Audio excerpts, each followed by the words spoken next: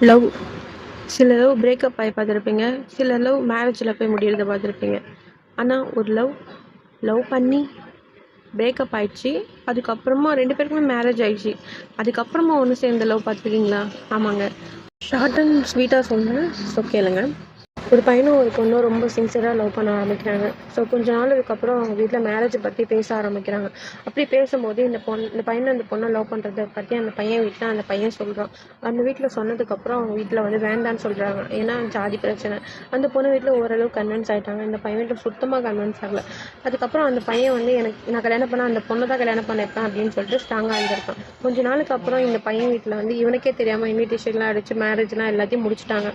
அந்த பையனும் ஏதோ ஒரு சூழ்நிலைக்காக ஒத்துட்டு இருக்கான். ஸோ ஒத்துட்டு அந்த பையனுக்கு மேரேஜ் ஆயிடுச்சு. இன்ஃபேக்ட் சொல்லணும்னா அந்த பையன் கல்யாணம் பண்ணிக்க போகிறான். அந்த பொண்ணும் அவன் லவ் பண்ணல, அந்த பொண்ணுமே 2 பேரும் ஃப்ரெண்ட்ஸ் தான். அந்த பொண்ணு கல்யாணம் பண்ணிக்க போகிற பொண்ணு இந்த லவ் பண்ண பையன் இந்த 2 பேரும் சேரக்கூடாது அப்படின்றதுக்காகவும் கொஞ்சம் பண ஆசைக்காகவும் அந்த பையனை கல்யாணம் பண்ணிக்கிச்சு. ஸோ அந்த பொண்ணு இந்த 2 காரணத்துக்காக மட்டும்தான் அந்த பையனை கல்யாணம் பண்ணியிருக்கு. அந்த பையனுக்கு சுத்தமாக அந்த பொண்ணு கூட வாழ்கிறதுக்கு விருப்பமே கிடையாது. இருந்தாலும் அந்த பொண்ணு கூட வாழ்ந்துட்டு தான் இருந்தான்.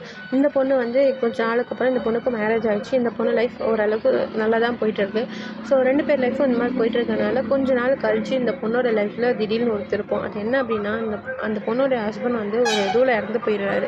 இறந்து போனது இந்த பையனுக்கு வந்து லவ் பண்ணலை. அந்த பையனுக்கு வந்து தெரிய வருது. அந்த பையன் வாலண்டியராக போயிட்டு அந்த பொண்ணுக்கிட்ட நான் இருக்கேன் உனக்காக, நம்ம 2 பேரும் கல்யாணம் பண்ணிக்கலாமா, நான் உன்னை பார்த்துக்கிறேன் அப்படின்ட்டு சொல்கிறான். அந்த பொண்ணு கொஞ்ச நாள் யோசிக்குது. யோசிச்சதுக்கப்புறம் அந்த பொண்ணுமே ஓகே சொல்லுது.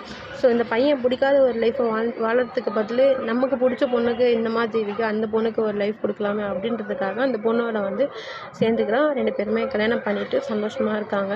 ஸோ இதுலேருந்து என்ன தெரியுது அப்படின்னு பார்த்தீங்கன்னா, லைஃப் ஒன்ஸ் முடிஞ்சிச்சுன்னு கிடையாது. ஏதோ ஒரு வழி இருக்கும், கண்டிப்பாக அது வந்து நம்மளை சேரும்.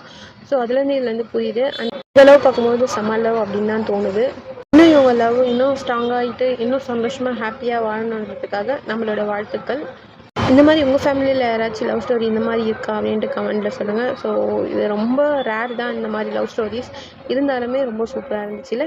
ஓகே கைஸ், நெக்ஸ்ட் வீடியோவில் பார்க்கலாம். அதுவரை உங்களை விடைபெறுவது நான் உங்கள் சாரு. பாய்.